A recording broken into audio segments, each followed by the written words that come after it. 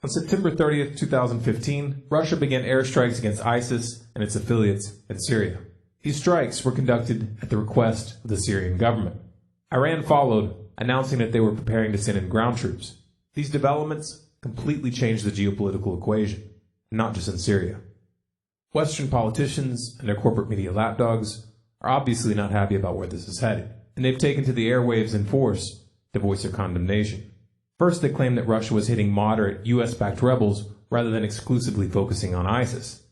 Of course, he moved all the capabilities in, he built the runways, he built the establishment, and then was ready to strike. And instead of revealing anything to carry from Lavrov or from him to Obama, he has a Russian general show up at our embassy in Baghdad an hour before it starts. And what's the first target?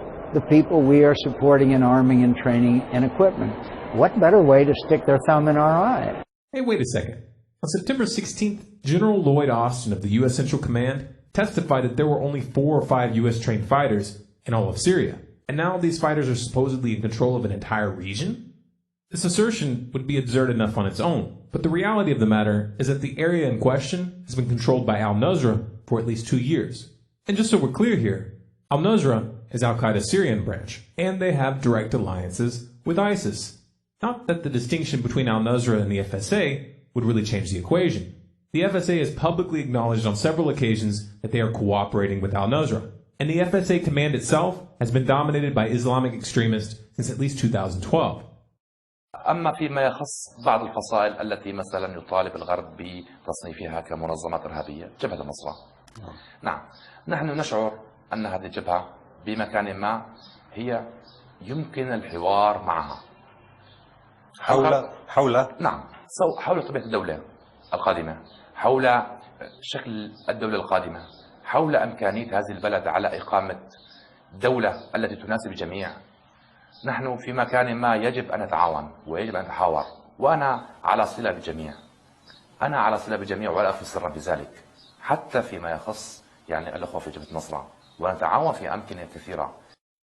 So, if the FSA and al-Nusra work together, and al-Nusra is working with ISIS, why haven't those funding and arming the FSA been charged with providing material support to terrorists? But Russia's airstrikes are killing civilians! Look, we have proof from the White Helmets, an NGO funded by the UK government. That's funny. This image looks an awful lot like this one, which was posted on September 25th, 5 days before the airstrikes even began. That was a bit problematic. So they deleted the tweet, but not before the US and its allies would use the occasion to take their hypocrisy to a new level. On October 2nd, the US issued a joint statement with France, Germany, the UK, Turkey, Saudi Arabia, and Qatar, calling for Russia to, quote, immediately cease its attacks on the Syrian opposition and civilians.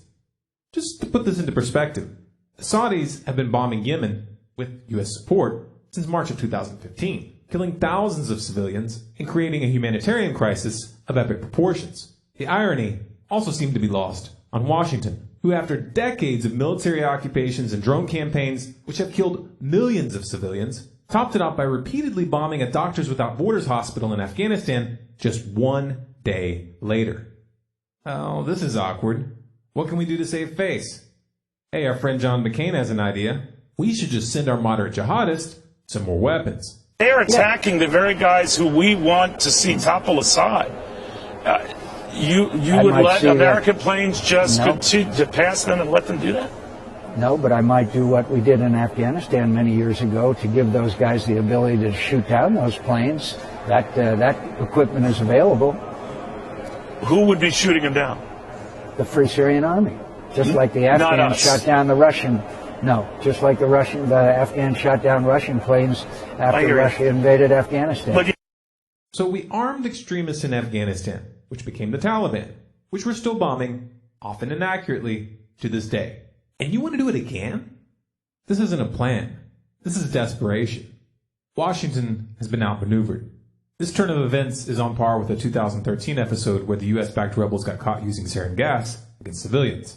Only now, there aren't nearly as many options left. With Russia providing air support and Iran assisting in the ground campaign, the US no longer has any leverage in Syria. And if Putin is able to maintain momentum, this could very well be a turning point regionally as well. That doesn't mean the game is over, though. The U.S. and its allies aren't going to just walk away from this. You can rest assured that Washington is scrambling to cook something up right now. And if the last few years are any indicator, this could get very interesting. This video is Creative Commons. You have permission to download and distribute any and all of our content through any venue, commercial or non-commercial. If you want more people to see this information, please remember to like, share, and comment. If you want to see how far the rabbit hole really goes, keep in touch. Subscribe to Storm Clouds Gathering on YouTube, follow us on Facebook, Twitter, and Google+, and you can sign up for email notifications of new releases on our website, stormcloudsgathering.com.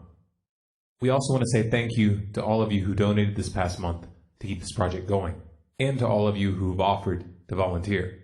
There aren't enough hours in the day to respond to each of you individually, but you have made a difference.